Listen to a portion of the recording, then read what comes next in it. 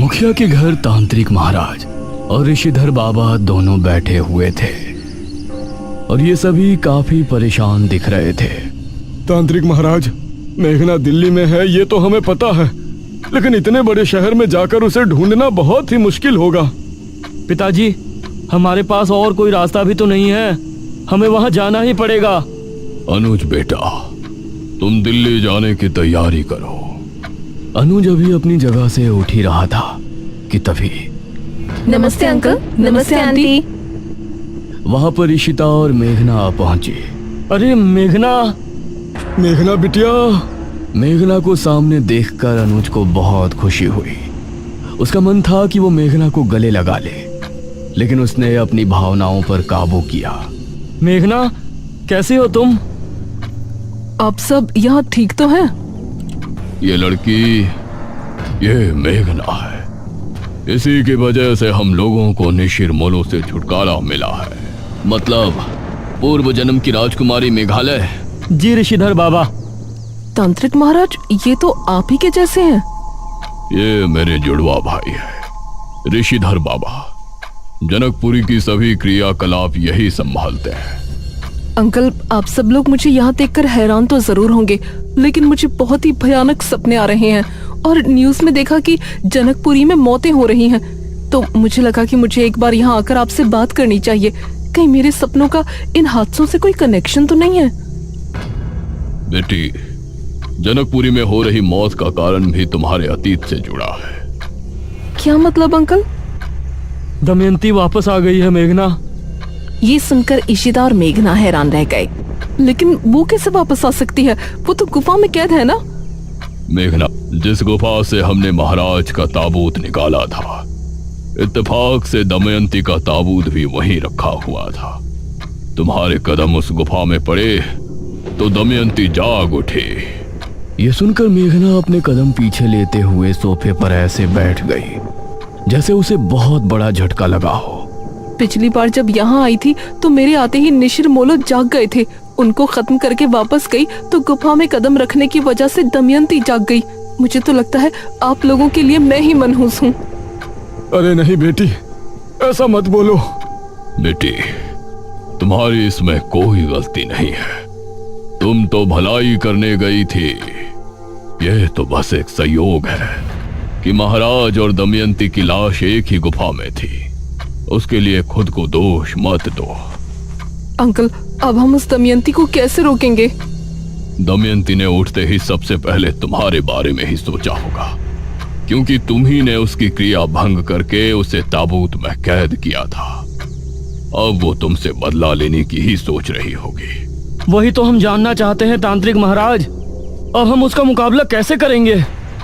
ये सवाल बहुत मुश्किल है अनुज बेटा। पिछली बार जिस तरह राजकुमारी मेघालय यानी मेघना ने उसे कैद किया था, उस विधि को वो अब पहले ही जानती है। हमें उसे खत्म करने के लिए कोई नया रास्ता निकालना होगा, लेकिन कैसे करेंगे? वह बहुत शक्तिशाली हो चुकी है। इस तरफ दमयंती गुफा के अंदर बैठी हुई थी। सही कहा, इस बार मैं ऐसा बदला लूंगी जिसे देखकर काल भी घबरा जाए।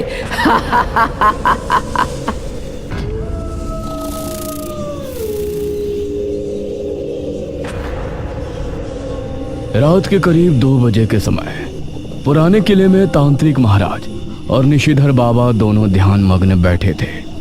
दोनों योग मुद्रा में थे और उनकी आंखें बंद थीं। इशिता, मेघना और अनुज एक तरफ, मुखिया और ठकुराइन दूसरी तरफ बैठे थे। तभी अनुज धीरे से मेघना से बोला, मेघना, वैसे एक बात कहूँ? हाँ कहो। तुम्हारे जाने के बाद तुम्हारी असली मौजूदगी का एहसास हुआ मुझे। इस पर मेघना ने अनुज की तरफ देखा। मतलब तुम्हारे यहाँ से जाने के बाद एक दिन के अंदर ही मैं इतना ऊब गया था, गांव में मन ही नहीं लग रहा था। कभी कभी तो मैं ये सोचता था कि निशिर-मोलो इस गांव से गए ही क्यों, और क्यों तुम्हें यहाँ से जाना पड़ा। ओह अच्छा, वैसे अनुज कि तुमको इतनी ही प्यारी लगती है तो इसे गांव में ही रोक लो ना। इशिता, तुमको दिख नहीं रहा यहाँ क्या सिचुएशन चल रही है? तुम दोनों प्लीज चुप हो जाओ। ऋषिधर बाबा और तांत्रिक महाराज को दमयंती एक सुनसान इलाके में बैठी नजर आई। उन्होंने देखा कि दमयंती के पास एक सांप, एक चमगादड़ और एक बिच्छू आकर बैठ गया है। दमयंती ने उन तीनों की तरफ एक बार देखा और फिर जोर जोर से हंसने लगी।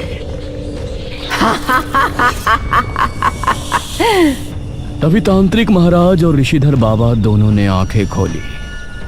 तांत्रिक महाराज, क्या देखा आपने? कुछ पता चला? हमने देखा कि दमयंती के पास बिच्छू, चमगादड़ और सांप बैठा हुआ है। यह सुनकर सभी ने एक दूसरे की तरफ देखा। इसका क्या मतलब है? इसका मतलब है कि इन तीनों जहरीले जीव जंतु के साथ वो अपनी किसी भयानक क्रिया को अंजाम देने वाली है। इस तरफ दमयंती धीमे कदमों के साथ राजमहल की तरफ बढ़ रही थी। उसने राजमहल के मुख्य द्वार को खोला और मुस्कुराते हुए अंदर चली गई। उसने देखा वो सिंहासन जिस पर वो कभी बैठा करती थी, वो ठीक उसके सामने है।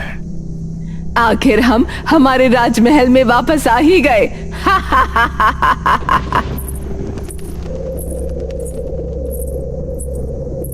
वो जैसे ही सिंहासन पर बैठी, वैसे ही राजमहल के सभी रोशनदान अपने आप जल उठे। देखते ही देखते पूरा राजमहल दीपों से जगमगा उठा। तभी अचानक गलियारे से उसे एक आवाज सुनाई दी।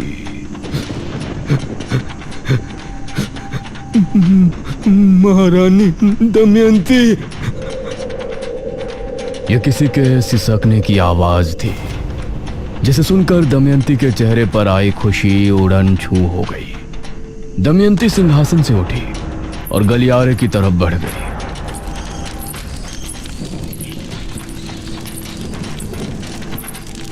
जैसे जैसे वो आगे बढ़ रही थी, वैसे वैसे ही वो आवाज भी करीब आती जा रही थी। महारानी दमयंती। एक बड़े से दरवाजे के सामने जाकर वो रुक गई और दरवाजे को गौर से देखने लगी। कौन है वहां? वो दरवाजा खुल गया और दमयंती को सामने वही लबादे वाला शख्स नजर आया। दमयंती उसको देखकर मुस्कुराई। महारानी दमयंती, आप आ गई। ये कहते हुए उस शख्स ने अपने चेहरे से नकाब हटाया। वो एक काली चमड़ी वाला बदसूरत सा आदमी था। उसके चेहरे पर खुशी थी और आंखों में खुशी के आंसू। हाँ, हम आ गए वीरेंद्र।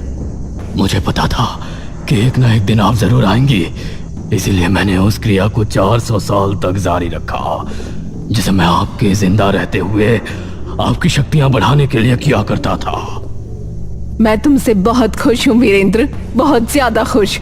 मेरे यहाँ पहुँचने के साथ साथ तुम्हारी महाक्रिया के 400 साल भी पूर्ण हो चुके हैं। अब तुम चाहो तो महल से बाहर जा सकते हो, लेकिन महल से बाहर जाते ही क्रिया बंधन टूट जाएगा और फिर तुम मनुष्य योनि में वापस चले जाओगे, जिसमें तुम बढ़ती उम्र के साथ बूढ़े भी हो जाओगे और तुम्हें मौत भी आ जाएगी। लेकिन महारानी, अगर ऐसा हुआ तो फिर हम जीवित कैसे रहेंगे? हमारे साथ ये नहीं होना चाहिए।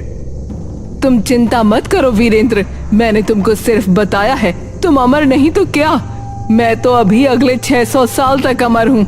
मेरी शक्तियों के इस्तेमाल से मैं तुमको कुछ नहीं होने दूंगी। धन्यवाद महारानी।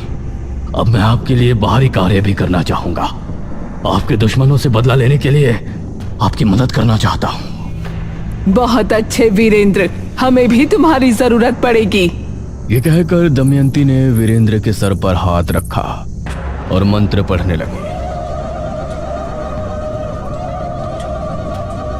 तभी वीरेंद्र की आंखें एकदम सफेद हो गई और उसके चेहरे से अजीब सा तेज निकलने लगा।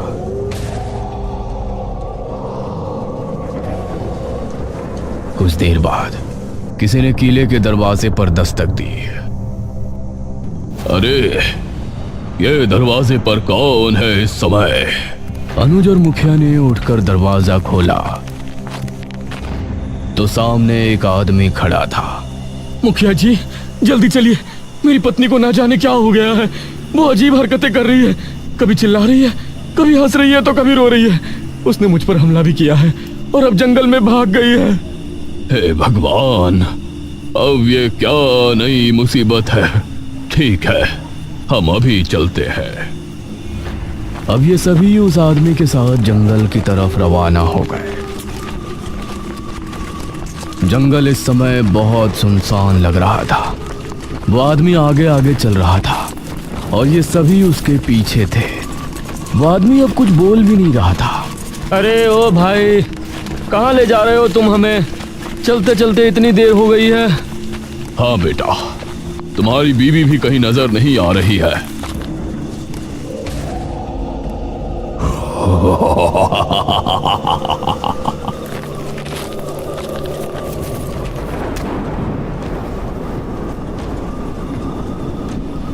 ये देखकर सभी हैरान रह गए। अरे छोड़ इन्हें! ये तांत्रिक महाराज को उससे छुड़ाने की कोशिश करने लगे, लेकिन उसकी पकड़ बहुत मजबूत थी। तांत्रिक, तूने बहुत साथ दिया है ना इस राजकुमारी मेघालय का। तूने इसके साथ मिलकर बेरमपुर के लोगों को अंधेरे से तो निकाल लिया, लेकिन अब मैं तुझे ऐसी दुनिया में भेज दूंगा जहां अंधेरे के अलावा कुछ नहीं होगा। अभी तो मैं जा रहा हूं, क्योंकि महारानी दमयंती क्या करने वाली है उसे देखने के लिए तुझे जिंदा रहना है। फिर मैं आऊंगा सिर्फ कुछ दिनों बाद, और फिर तुझे ले जाऊंगा मौत के अंधेरे में। ये कहकर वो तांत्रिक महाराज को छोड़ वहां से बिजली की रफ्तार से निकल गया। ये सभी तांत्रिक महाराज के पास पहुंचे। तांत्रिक महाराज, आप ठीक हैं? हाँ, हम ठीक है। ये कौन था महाराज? इस पर मेघना ने अनुज से कहा। अनुज और ऋषिता, तुम दोनों को याद है जब हम पहली बार राजमहल गए थे तो एक लबादे वाला शख्स हमारे पीछे आया था? हाँ याद है, वो हमारे पीछे भी आया था। हाँ याद है, वो हमारे पीछे भी आया था। हाँ, बेरमपुर पुराण में भी हमने पढ़ा था कि दमयंती के मरने के बाद भी वो पुजारी राजमहल के ही एक कमरे में कैद हो गया था, जिसको दमयंती ने अपनी शक्तियां बढ़ाने के लिए राजमहल के एक कमरे में बंधित किया था।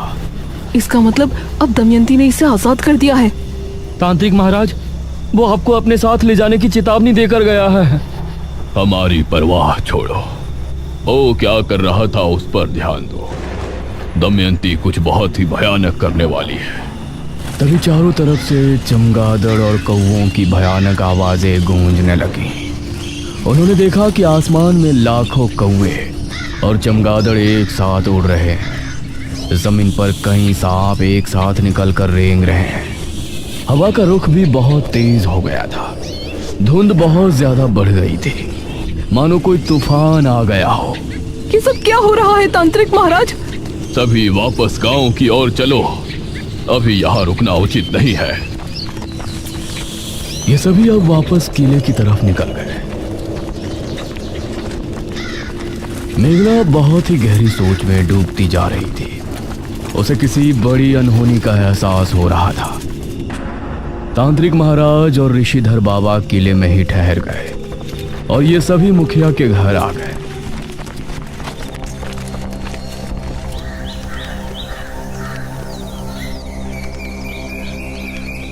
अगली सुबह जब ये सभी नाश्ता कर रहे थे तो अनुज ने न्यूज ऑन कर रखी थी। भारत में पहली बार एक ऐसी घटना घटी है जो देखने वालों के दिमाग को बौखला रही है।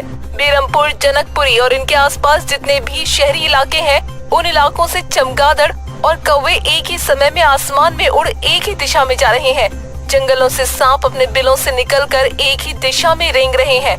लोगों का कहना है कि सभी कौवे और चमगादड़ जनकपुरी के जंगल की तरफ गए थे और उसके बाद कहां गायब हो गए ये किसी को समझ नहीं आ रहा है।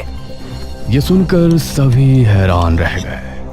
हे भगवान, मतलब वो सभी सांप, कौवे और चमगादड़ जनकपुरी गए हैं। ये बात हमें जल्द ही तांत्रिक महाराज को बतानी चाहिए।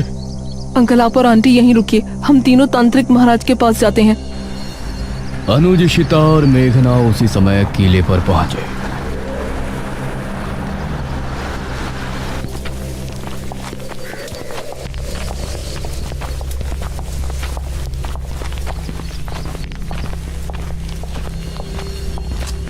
और उन्होंने तांत्रिक महाराज और ऋषिधर बाबा को न्यूज़ के बारे में बताया। जनकपुरी के जंगल में कहीं ये सभी उसी गुफा में तो नहीं गए जहां पर दमयंती और महाराज का ताबूत रखा था? मुझे भी यही लगता है तांत्रिक महाराज। उस दमयंती ने अपने जादू के असर से उन सभी जीवों को गुफा में बुलाया है। हमें जनकपुरी जाकर देखना चाहिए। हाँ पुत्री, तुम सही कहती हो। हम सभी अभी जनकपुरी के लिए निकलते हैं। अब ये पांचों एक साथ जनकपुरी की तरफ निकल गए।